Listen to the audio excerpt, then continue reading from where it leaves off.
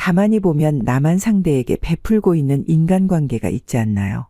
만날 때마다 내가 밥 한 끼, 커피 한 잔씩 사주며 지냈어도 정말 사소한 일 하나로 멀어지기도 합니다.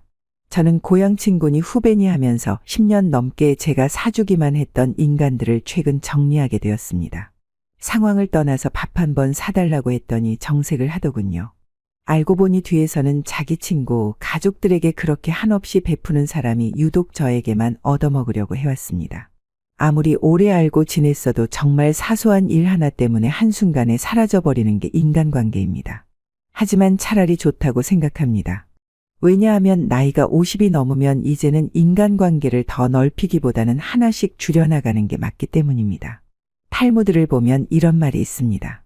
사람을 알아보려면 그의 지갑, 쾌락 그리고 불평을 보라. 그 사람이 지갑을 어떻게 채우는지 보고 어떻게 대하는지 보라는 의미입니다.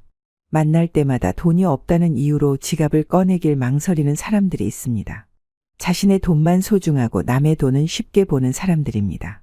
남에게 얻어먹을 때는 항상 비싼 것을 먹으려고 하고 어쩌다 자기가 한 번 사는 날이면 어떻게든 아끼려는 사람입니다. 한두 번은 그러려니 하겠지만 반복되다 보면 단순히 돈 때문이 아니라 그 사람이 나를 어떻게 생각하는지 알 수 있습니다. 오늘은 탈무드를 바탕으로 여러분의 주위에서 꼭 손절해야 하는 인간관계를 알려드리겠습니다.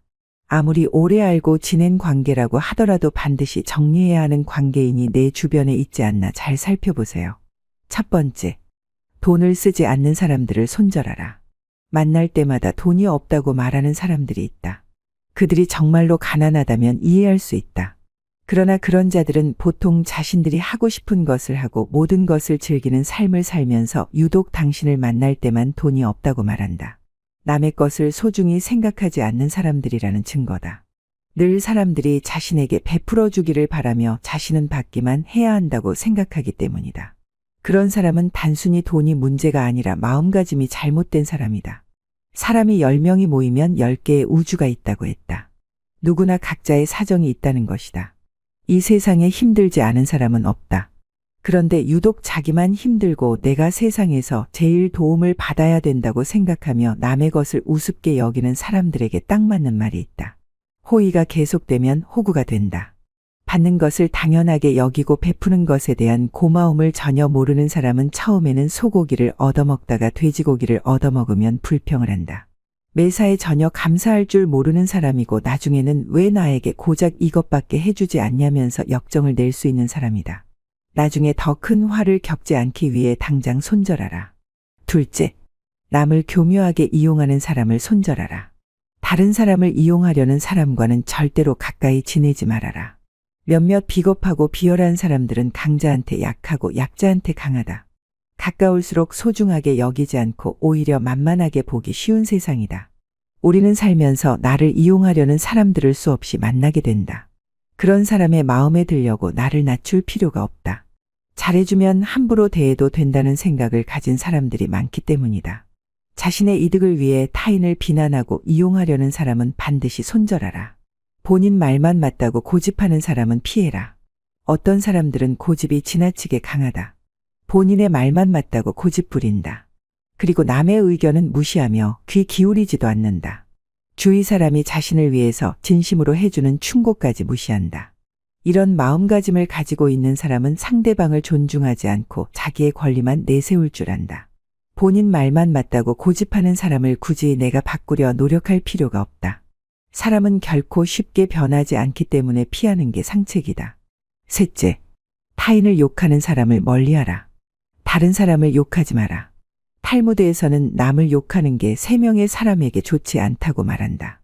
본인에게 좋지 않고 상대방에게 좋지 않으며 마지막으로 그것을 듣고 있는 사람에게 해롭다. 남을 자주 욕하는 사람이 있다면 최대한 빨리 손절하라. 내 앞에서 남을 흉보는 사람들은 마찬가지로 다른 사람들 앞에서 내 욕을 할 가능성이 매우 높다. 더 피해야 할 사람은 나와 다른 사람의 관계를 이간질하는 사람이다. 거만하고 비꼬는 태도를 가지고 있는 부정적인 사람은 가장 멀리해야 한다. 그 사람이 뿜어내는 부정적인 에너지가 결국 주위를 감염시키기 때문이다. 그런 에너지를 뿜는 사람과는 인간관계를 끊어라. 다른 사람의 좋은 점을 이야기하고 칭찬하는 사람과 가까이 해라. 탈무드에는 이런 말이 있다. 인간에게 입이 한 개이고 귀는 두 개인 이유가 있다. 그 이유는 말하기보다 듣는 것을 두 배로 많이 하라는 의미다. 자기 자랑만 하는 것은 겸손과 공감이 부족하다는 신호일 수 있다. 끊임없이 자신에 대해 자랑하는 사람들은 진정한 관계를 만드는 것보다는 우월해 보이는데 더 관심이 있을 수 있다. 그런 사람은 당장 끊어내는 것이 좋지만 그렇지 못한다면 적당한 거리를 유지하며 지내라. 자랑보다 남의 의견을 경청할 줄 아는 사람과 가까이 하라. 불평불만하는 사람을 손절하라. 매사에 불평불만하는 사람이 있다. 이런 사람들은 아무리 좋은 환경에 있어도 가진 것에 만족할 줄을 모른다. 불평하는 사람을 멀리하라. 항상 불만하는 사람들 옆에 있으면 나 또한 부정적인 사람으로 변해간다. 오히려 만나는 모든 사람을 존중하고 배우려는 태도를 가지고 있는 사람과 가까이 해야 한다. 사람을 만나고 나서 집에 돌아왔는데 어딘가 계속 불편한 기분이 든다면 나와 잘 맞지 않는다는 신호다. 관계를 끊어야 하는 사람이라는 뜻이다. 과거를 지나치게 후회하는 사람을 멀리하라. 과거에 집착하고 살아온 세월을 후회하는 사람들이 있다. 이미 끝나버린 일을 후회하는 사람들이야말로 제일 어리석은 사람이다. 탈무드에서는 이렇게 말한다. 내가 잘못했던 일을 반성하되 후회하지는 마라. 차라리 해보지 못한 일에 대해서 후회하라. 부정적인 생각과 후회만 하는 친구라면 적당하게 거리를 둬야 한다. 인생은 혼자 있고 몰래 누구나 조금씩은 고독하다. 열등감 때문에 남을 괴롭히는 사람을 손절해라. 마지막, 나에게 종교적이거나 정치적인 믿음을 강요하는 사람을 손절하라. 모든 사람의 생각은 같을 수 없다. 가족 간의 생각도 다른 법이다. 결국 현명한 사람은 서로의 차이를 인정하고 그 차이 속에서 관계의 가치를 얻는 법이다. 그러므로 절대로 싫다는 사람에게 억지로 강요하는 것이 있어서는 안 된다. 그 중에서도 특히 종교나 정치적인 믿음을 강요해서는 절대로 안 된다. 만약 그런 사람이 있다면 만날 때마다 불편하고 결국 충돌이 일어나고 말 것이다. 탈무드에서 말하는 현명한 사람들은 다른 사람을 강요하거나 억압하지 않는다고 한다. 반면 종교나 정치에 빠진 사람은 상대방을 존중하지 않는다. 자신이 갖고 있는 믿음을 전파시켜야 하는 대상으로밖에 보지 않는다. 이런 사람과의 대화는 아무 의미가 없다. 이미 자신의 마음속에 답을 정해두고 논쟁을 하기 때문이다. 결국 건전한 토론이 되지 않으며 건강한 비판을 하면 역정을 내기 마련이다. 서로의 입장 차이만 확인하고 얼굴을 붉히게 된다. 그러니 처음부터 그 사람이 하는 강요에 너무 귀 기울여 주지 말고 정 때문에 들어주는 척을 해서는 안 된다. 오랜 시간 알고 지냈다는 이유만으로 억지로 모든 관계를 계속 끌고 갈 필요는 없다. 처음에는 잘 맞고 만나면 반가운 친구였다가도 시간이 지날수록 공통분모가 줄어드는 것은 어찌 보면 지극히 자연스럽고 당연한 일이다. 사람이 사람에게 실망하게 되는 데는 거창한 이유가 존재하지 않는다. 단지 생각이 달라서 실망하는 것이 아니다. 그리고 꼭 누군가만의 잘못은 아닐 수 있다. 가치관이 다른 친구라고 해서 나쁜 친구가 아니다. 그러니 인간관계를 소중히 생각하되 또 쉽게 정리할 줄도 알아야 내가 편히 살 수 있다. 결국 우리 삶은 누구를 만나느냐가 나를 만들어가기 때문이다. 어떠신가요? 탈무드에는 인간관계와 윤리에 대한 지혜가 풍부하게 담겨 있습니다. 지금까지 소개해드린 지혜는 수많은 것들 중 몇 가지 예시에 불과합니다. 많은 사람들이 살아가면서 인간관계가 제일 어렵다고 합니다. 앞으로 인간관계 및 우리 삶에 대한 지혜를 얻고 싶다면 구독과 좋아요 부탁드립니다. 귀한 시간 내어 시청해 주셔서 정말로 감사드립니다. 사람의 인격이 곧 그 사람의 그릇이라는 말이 있습니다. 전라도 강진과 포항에서 무려 18년간의 유배 생활을 보낸 다산 정약용 선생님의 말씀을 통해 소인배와 대인배의 차이를 알아보고 그릇이 큰 사람이 되려면 어떻게 해야 하는지 알아보도록 하겠습니다. 선생님은 18년간의 유배 생활과 자식을 잃는 개인적인 많은 아픔 속에서도 500권에 이르는 방대한 책을 후대에 남겼습니다. 오늘은 다산의 굴곡진 인생을 통한 삶의 통찰이 담긴 그의 깊이 있는 조언을 들어보겠습니다. 작은 상황 변화의 마음이 흔들리지 않으려면 내 그릇의 크기를 키워야 한다. 먼저 사람을 사귀는데 나이를 묻지 마라. 나는 20살이나 어린 초이선사나 해장선사와 학문의 친구가 되었다. 배울 것이 있다면 그 사람의 지위나 나이와 상관없이 스승이 될 수도 있고 때로는 친구가 될 수도 있다. 성공에 집착하지 마라. 실패에서 배우는 점이 훨씬 많은 법이다. 출세했을 때보다도 벼슬에서 멀어졌을 때 더욱 큰 발전이 있었다. 인생의 깨달음은 성공보다 실패에서 더 크게 배운다. 내가 하는 대로 남들은 나를 대접하기 마련이다. 내가 하기 싫은 것을 남에게 시키지 말고 내가 대접받고 싶은 대로 상대를 대우하며 내가 주고 싶은 물건이 있으면 나도 상대가 원하는 물건을 줘야 한다는 말이다. 윗사람이 나를 능멸하고 아래 것들이 농간을 부리는 것은 내가 그들에게 만만하게 보였기 때문이다. 남이 나를 업신여기는데도 먹고 사는 문제에 붙들려 전전긍긍한다면 그 자리조차 지킬 수 없다. 내 마음속에서 전전긍긍을 걷어내려면 내 사심을 버려라. 벌떡 일어나 후를 털고 떠나면 그뿐이라는 생각을 지녀라. 그 누구도 내게 범접할 수 없는 늠름한 기상이 있어 지위에 연연하지 않음을 보이면 남이 나를 감히 무시하지 못한다. 절대로 나에게 무례하게 굴 수 없는 법이다. 내가 잘못한 것이 없는데 남들이 이러쿵 저러쿵 말하는 것에 안절부절해서는 안 된다. 내가 특별히 잘한 것이 없는데 남들이 칭찬하면 덩달아 우쭐대서도 안 된다. 사람을 의심하지도 말되 그렇다고 너무 믿지도 마라. 다른 사람들에게 내 마음의 전부를 줄 필요는 없다.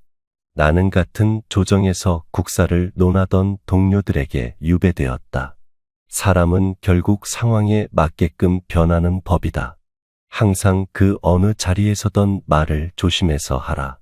그저 실없이 칭찬하면 그 말은 무게를 잃게 된다. 근거 없이 누군가를 비방하면 그 비난이 내게로 돌아온다. 지위가 높은 사람의 한마디는 아랫사람의 인생을 들었다 놓았다 한다. 좋은 말도 가려서 하고 충고도 살펴서 하라. 무심코 던진 한마디가 비수가 되어 박힌다. 미천한 처지의 말만 그럴듯하면 사람들이 더 천하게 본다. 뜻없이 한 행동이 걷잡을 수 없이 커진다.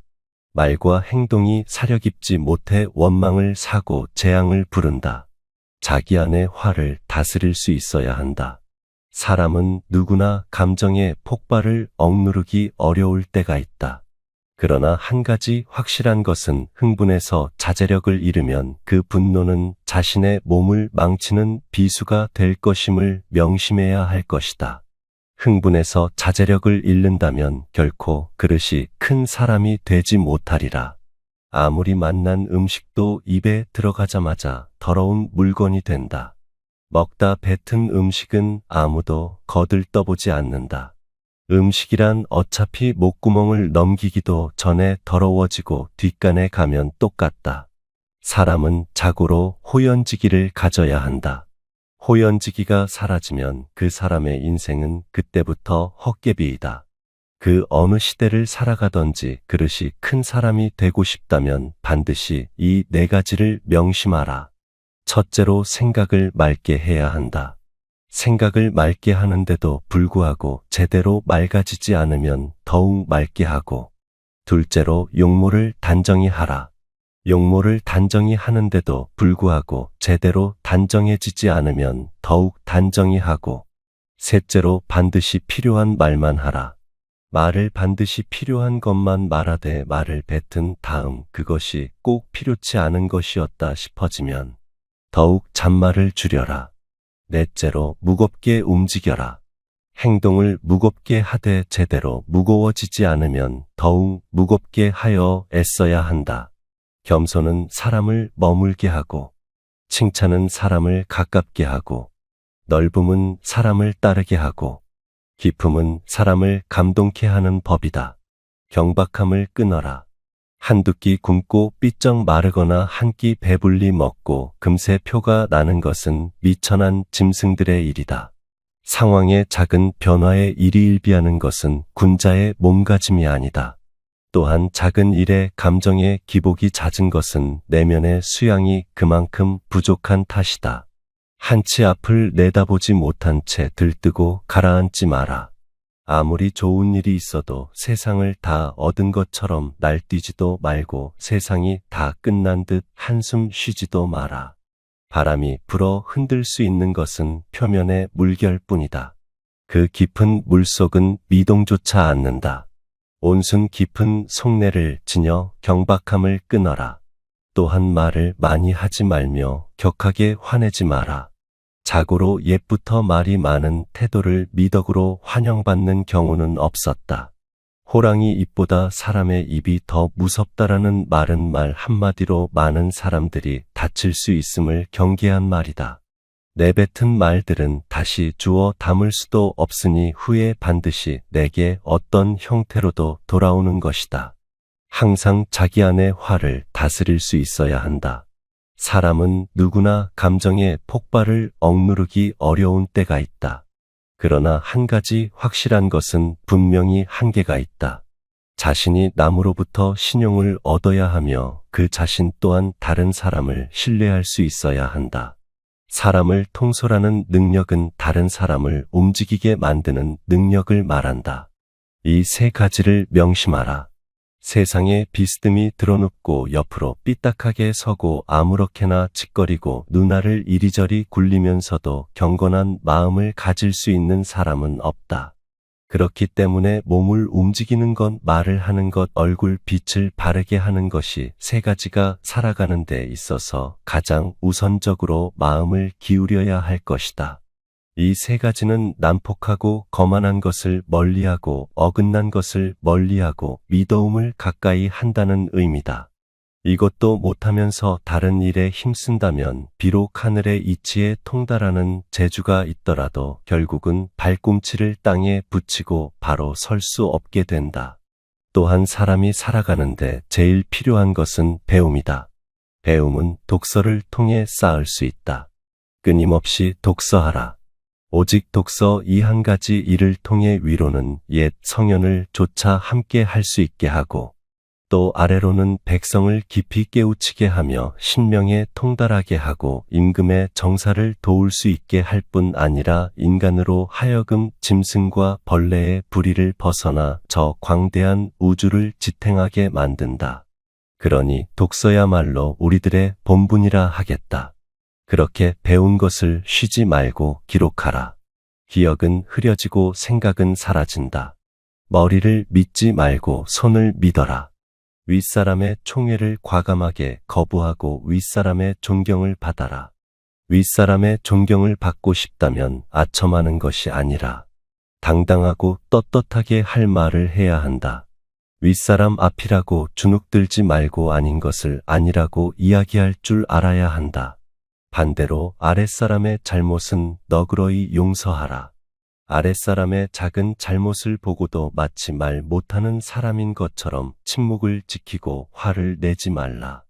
말의 무게는 내가 생각하는 것보다 막중한 법이다. 침묵을 지키고 화를 내지 않는다면 그들은 너를 대접하고 마음으로 존경하게 될 것이니 가볍게 움직이지 않아야 하는 법이다. 이 늙은 아비가 세상살이를 오래 경험하였고 또 어렵고 험난한 일을 여러 겪어보아서 사람들의 심리를 두루 알게 되었는데 무릇 천륜의 야박한 사람은 가까이에서도 안 되고 믿을 수도 없다. 비록 충성스럽고 인정했고 부지런하고 민첩하며 온 정성을 다하여 나를 섬겨주더라도 절대로 가까이 해서는 안 된다. 이들은 끝내는 은혜를 배반하고 아침에는 따뜻하게 대하다가도 저녁에는 차갑게 변하고 만다. 온 세상에서 두터운 의리는 부모 형제보다 더한 것이 없는데 부모 형제를 그처럼 가볍게 버리는 사람이 벗들에게 어떻게 대할지는 쉽게 알 수 있는 이치이다. 너희는 이 점을 반드시 기억해 두도록 해라. 무릇 불효자는 가까이 하지 말고 형제끼리 우애가 깊지 못한 사람도 가까이 해서는 안 된다. 사람을 알아보려면 먼저 그 사람이 가정 생활을 어떻게 하는가를 살펴보면 된다. 만약 옳지 못한 점을 발견한 때는 돌이켜 자기 자신에게 비추어 보고 나도 이러한 잘못이 있지 않나 조심하면서 그렇게 되지 않도록 단단히 노력해야 한다.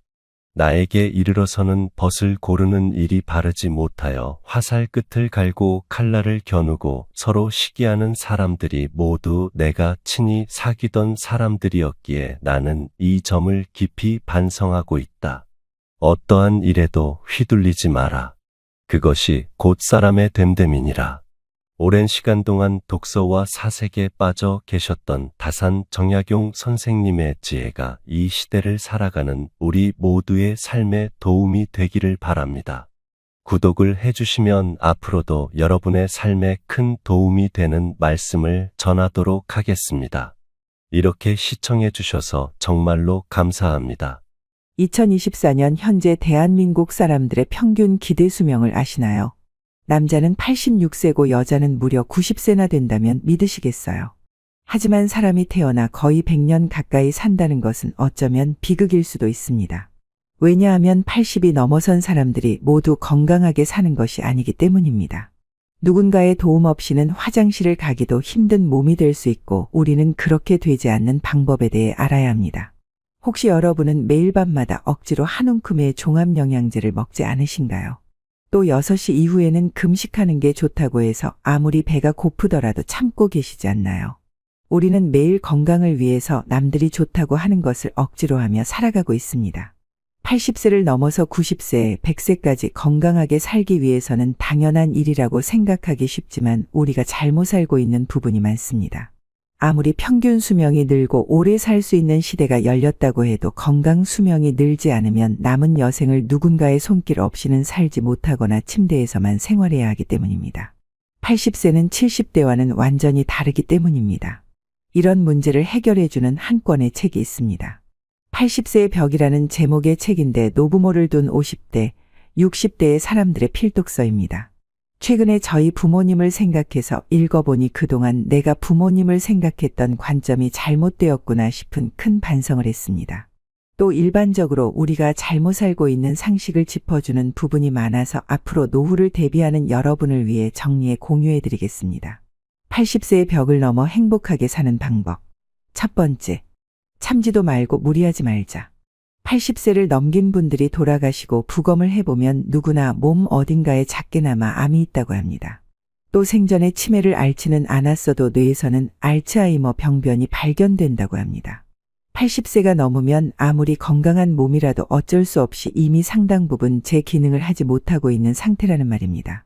크게 아프지 않았어도 언제 병이 생겨도 이상하지 않은 상태인데 생전에는 이러한 사실을 몰랐던 사람도 적지 않습니다. 나이가 들면 몸에 여러 개의 병의 씨앗을 가지고 살아갈 수밖에 없습니다.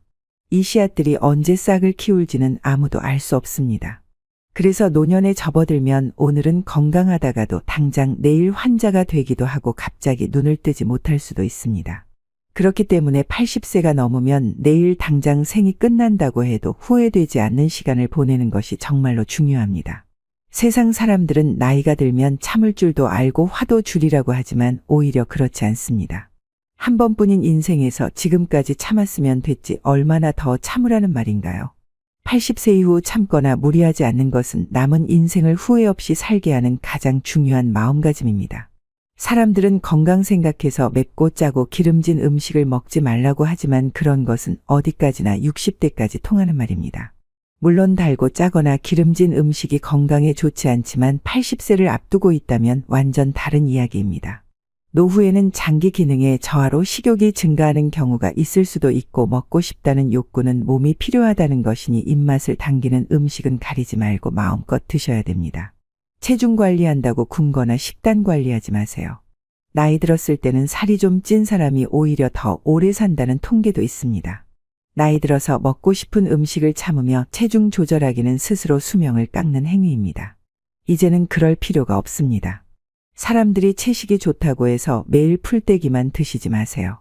나이 들수록 단백질 섭취가 가장 중요하기 때문에 오히려 고기를 많이 드셔야 합니다. 그럼 술은 어떨까요? 술도 드시고 싶다면 적당히 드시는 것이 좋습니다. 몸에 너무 크게 부담되지 않는 선에서 저녁에 반주 정도를 즐기시는 것이 현명합니다. 혹시 너무 과음해서 몸을 제대로 가누지 못해 어디 넘어지기라도 하시면 상처가 아물지 않을 수 있으니까요. 또 80대에 접어들어 운동을 열심히 하는 것은 어리석습니다. 왜냐하면 그 나이에 접어들어서는 열심히 운동하는 게 내 몸에 큰 도움이 되지 않기 때문입니다. 뭐든지 적당한 것이 좋습니다. 무리해서 운동하겠다고 하다가 오히려 체내에 활성산소가 만들어지게 되면 노화를 촉진할 수도 있는데요. 80세 이후에는 가볍게 30분에서 1시간 정도 산책 겸 외출을 하는 것이면 충분합니다. 꼭 나이 들어서 이렇게 하라 저렇게 하라는 법칙 같은 것은 없다는 거죠. 그 나이가 되었다면 이것저것 가리는 것보다는 남은 삶을 여유 있게 즐기는 것이 좋습니다. 80세를 넘어 행복하게 사는 방법 두 번째. 건강검진을 받지 말자. 아니, 건강검진을 받지 말라니 그게 무슨 소리예요? 이렇게 질문하실 수 있습니다. 물론 우리가 살아가는데 전문의를 통해 건강검진을 받는 것은 아주 중요한 일입니다. 하지만 80이 넘은 노후에는 이야기가 다릅니다. 80대를 목전에 둔 사람들은 어쩔 수 없이 신체 기능이 여러모로 저하되어 있습니다. 인간이라면 당연한 현상입니다. 그런 상태에서 건강검진을 받아보면 정상으로 나오는 수치보다 비정상으로 나오는 수치가 더 많을 수밖에 없습니다. 건강검진에서 말하는 정상 수치란 평균치에 대한 이야기입니다. 반대로 비정상 수치라는 것은 평균치보다 높거나 낮은 것을 의미하지만 우리는 이 평균의 함정에서 빠져나와야 합니다. 정상 수치는 남녀에 따라 다르고 살아온 환경이나 태어난 체질과 나이에 따라 다르다는 것이 고려되지 않았습니다. 그래서 어디까지가 정상이고 어디서부터가 비정상이냐는 것은 60대 이전까지는 유효할 수 있지만 80이 넘어가면은 어느 것 하나 정상이기 쉽지 않습니다. 80대에 암 진단을 받았다고 해서 바로 수술을 하지 않는 경우가 있죠. 80이 넘으면 신체 활동이 더디기 때문에 암에 걸렸다고 하더라도 전이가 더디고 진행 속도도 그렇게 빠르지 않기 때문입니다. 그러니 일상생활에 지장을 주지 않고 고통도 심하지 않다면 수술하기보다는 관리하면서 지내는 것이 노후를 위해 나을 수도 있습니다. 이렇게 연령별로 고려해야 하는 수치가 있는데 고령의 비정상 수치가 나왔다고 해서 어떻게든 정상으로 맞춰야 하고 당장 수술대에 누워 수술을 해야 한다고 생각하면 안 됩니다. 비정상 수치가 나왔다고 계속해서 재검사하거나 이 수치를 정상으로 만들겠다고 과다진료 및 약을 과다하게 복용하게 되면 오히려 지금까지 잘 버텨준 신체 기능이 어떻게 될지 모르는 법입니다. 세 번째, 효자 10명보다 배우자가 낫다. 나이 들어 함께 여생을 보내고 싶은 누군가가 생긴다면 재혼하는 것도 행복의 선택지 가운데 하나가 될 수 있습니다. 이왕 남은 삶을 더 행복하게 보낼 수 있는 사람을 만났다면 나이와 상관없이 하고 싶은 대로 해야죠. 하지만 재산이 있는 부모라면 자녀들이 재혼을 반대하고 재산이 없는 부모라면 자녀들이 축복한다고 합니다. 왜 이런 일이 발생할까요? 동네에서 아무리 소문난 효자를 뒀다고 하더라도 자식들은 부모의 유산을 원할 수밖에 없습니다. 그러니 자식들은 자신에게 돌아올 유산의 몫이 줄기 때문에 반대하고 반대로 재산이 없으면 좋은 사람을 만나서 참 다행이라고 축하한다고 합니다. 하지만 머릿속 한구석에는 부모님의 돌봄을 기대하는 계산도 들어있기 때문이죠. 어떻게든 70대까지는 재혼 이사가 있으면 자녀들이 찬성해서 재혼하는 경우가 있지만 80대가 되면 자녀들이 반대하는 경우가 많다고 합니다. 그래서 결국 재혼을 포기하고 외롭게 지내다가 노쇠해져서 처음 보는 간병인의 돌봄을 받으며 생활하게 되죠. 그렇다고 해서 재혼을 반대했던 자녀들이 부모를 돌보는 것도 아닙니다. 결국 나이 들어서 병들고 아프면 자식들은 소용없고 내 곁에는 배우자밖에 없습니다. 실제로 미국 하버드 대학교 연구에 따르면 60대 이상 노부부를 대상으로 조사한 결과 나이 들어 배우자와 함께 사는 사람들이 가장 행복감을 느끼고 삶에 더 많은 가치를 부여하며 살고 있다고 합니다. 인생의 절반을 넘도록 함께한 배우자가 결국에는 나를 제일 잘하는 중마고 같은 거죠. 그래서 아무리 자식이 효도를 한다고 해도 배우자만 못하다는 겁니다. 내가 외롭고 아플 때 옆에서 지켜주는 사람은 배우자고 근처에 살고 있어도 쉽게 얼굴도 안 보여주는 자식들이 아니라는 겁니다. 몸이 아파서 급하게 보호자와 동행해서 병원을 방문해야 되는 일이라도 생긴다면 매번 자식들에게 부탁하기도 눈치 보입니다. 자식들끼리 이번에는 형이 가라, 너가 가라 이렇게 다투는 것을 보는 것도 마음이 편치 않습니다. 또 멀리 살고 있다면 급한 일이 있을 때 큰 힘이 못 됩니다. 미운정 고운정으로 같이 살고 있는 배우자만큼 남은 인생의 소중한 동반자는 없다는 얘기입니다. 그러니 배우자가 살아있을 때 서로에게 최선을 다하며 지내야 합니다. 만약 여러분에게 물려줄 정도의 재산이 있다고 하더라도 추억을 만드는데 쓰거나 부부의 행복을 위해 쓰도록 해야 됩니다. 80세가 넘은 고령자는 지금 당장 병이 들고 움직이지 못하게 된다 해도 전혀 이상할 것이 없습니다. 내일 당장 눈을 뜨지 못하면 사람들은 호상이라고 할 것입니다. 그러니 오늘 당장 후회 없는 시간을 보내야 합니다. 물론 자녀를 위해 재산을 남기는 그 자체에서 행복감을 느끼시는 분들도 있으실 겁니다. 하지만 노후의 최고 자산은 결국 나의 추억입니다. 서서히 몸이 약해지고 행동 반경이 좁아지다가 결국 마지막에는 침대에서 보내는 날이 많아집니다. 이때 나의 버팀목이 되어주는 것이 바로 예전 그때 참 즐거웠다는 추억들입니다. 그런 것들을 모두 다 포기하고 자식들 잘 살라고 재산을 자녀에게 전부 다 주는 것은 절대로 하지 말아야 합니다. 80세를 넘어 행복하게 사는 방법 마지막.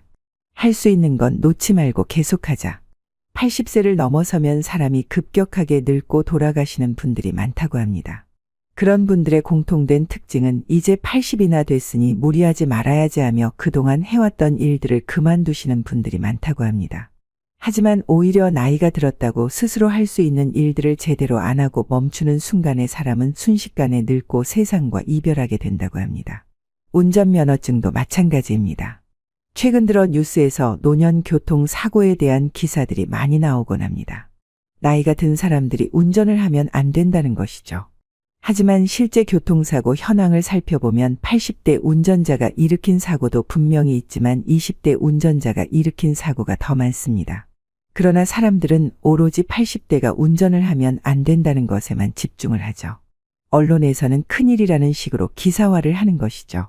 고령이 되면 노쇠하고 반사신경이 떨어지는 것은 사실입니다. 따라서 사고 위험률이 높아지는 것도 납득할 수 있습니다. 하지만 그렇다고 노인이라고 해서 절대로 운전을 하지 말라고 할 수 있을까요? 나이 들어 운전면허증을 자진 반납하면 지원금을 주는 제도가 있다 보니 면허증을 반납하시는 분들이 있는데요. 운전면허증을 반납하면 아무래도 외출이 줄어들게 되고 비극이 시작됩니다. 그 순간부터 뇌 기능이 급격히 퇴화되고 인지기능 또한 저하되면서 치매의 진행이 급격히 빨라질 수 있습니다. 그러니 너무 장거리 운전이 아니라면 적어도 우리 동네에서는 계속 운전을 하시는 것을 추천합니다. 이외에도 내 몸이 허락하는 동안 내가 할 수 있는 일은 꾸준히 계속하시길 권해드립니다. 80세가 넘었다고 집안에만 계시는 것은 수명을 단축시키는 지름길입니다. 나갈 일이 있다면 나가보시고 하던 일이 있다면 여유롭게 천천히 해보시기 바랍니다. 결국 노인이라고 해서 다를 것 없이 똑같은 사람입니다. 나이 들었다고 이것저것 가리거나 쉬고 계시지만 마시고 하고 싶은 일, 먹고 싶은 것 다 드시면서 마음이 내키는 대로 자유롭게 사세요. 그것이 바로 인생의 행복이 아닐까요? 오늘 알려드리는 말씀이 여러분이 사는 삶의 행복을 높여주는 철학이 되기를 바랍니다. 노후의 철학을 알려드리는 철학저택이었습니다. 구독과 좋아요 한 번씩 간곡히 부탁드립니다. 귀한 시간 내어 시청해 주셔서 진심으로 감사드립니다.